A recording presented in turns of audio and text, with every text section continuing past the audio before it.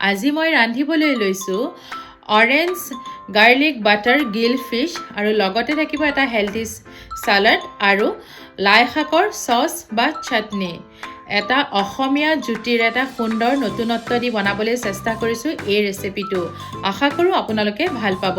আপোনালোকলৈ আগবঢ়ালোঁ এই ৰেচিপিটো। প্ৰথমতে সস বা চাটনিখিনি বনাই ল'ম। তাৰ বাবে এটা মিক্সি বাটিত ল'লোঁ ধনিয়া পাত, লাই শাক, নহৰু, আদা, কেঁচা জলকীয়া আৰু অকণমান নিমখ সেইখিনি দি ভালদৰে পিচি ল'লোঁ। আনফালে এটা বাটিত লৈ ল'লোঁ দৈখিনি ভালদৰে ফেটি লৈছোঁ। তাতে মই টেষ্টটো বেলেঞ্চ কৰিবৰ কাৰণে অকণমান চেনিও দিছোঁ, দি ভালদৰে মিলাই ল'লোঁ। এতিয়া যিখিনি শাক পিচি লৈছিলোঁ সেই গোটেইখিনি অলপ অলপকৈ ভালদৰে দি পেলাই ইয়াত চাটনি বা চচটো ৰেডি কৰি ল'লোঁ। এতিয়া ভালদৰে ধুই লোৱা মাছখিনিত দিলোঁ জোখ অনুসাৰে নিমখ, জালুকৰ গুড়ি, অকণমান দিলোঁ কমলাৰ ৰস আৰু লগতে কমলাৰ বাকলি এনেদৰে অকণমান পিহিও দি দিলোঁ।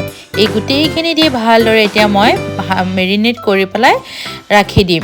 বেছি সময় নালাগে, 2 মিনিটমান মেৰিনেট কৰি থৈ দিম। আনফালে এখন পেনত মই দি ল'লোঁ বাটাৰ আৰু বাটাৰখিনি ভালদৰে মিলাই ল'লোঁ।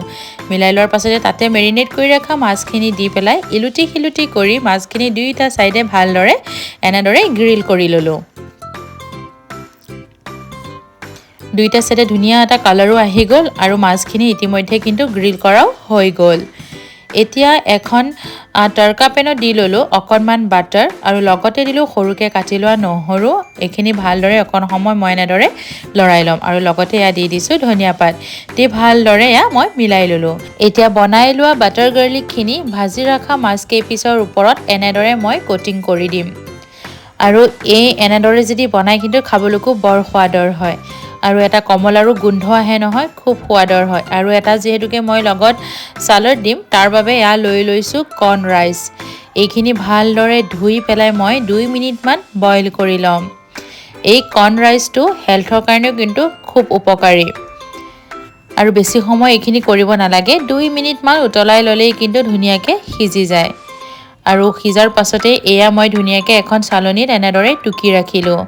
এতিয়া চালাডখিনি বনাবৰ কাৰণে এটা বাউলত লৈ ল'লোঁ সৰুকৈ কাটি লোৱা তিয়ঁহ, গাজৰ, পিঁয়াজ আৰু বইল কৰি ৰখা কৰ্ণ ৰাইচখিনি আৰু লগতে এটা ক্ৰাঞ্চিনেছৰ কাৰণে দিছোঁ খুন্দি লোৱা পিনাট বাদাম আৰু দিছোঁ কেঁচা ধনিয়া পাত, জোখ অনুসাৰে নিমখ, অকণমান চাট মছলা আৰু লগতে জালুকৰ গুড়ি আৰু এয়া কমলাৰ বাকলিটো এনেদৰে পিহি দিলোঁ আৰু লগতে দিছোঁ অকণমান অলিভ অইল। এই গোটেইখিনি দি ভালদৰে মিলাই ল'লোঁ।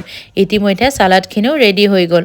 এতিয়া গোটেইখিনি বনাই যিহেতুকে হৈয়ে গ'ল, এতিয়া মই ধুনীয়াকৈ পৰিৱেশন কৰি ল'ম।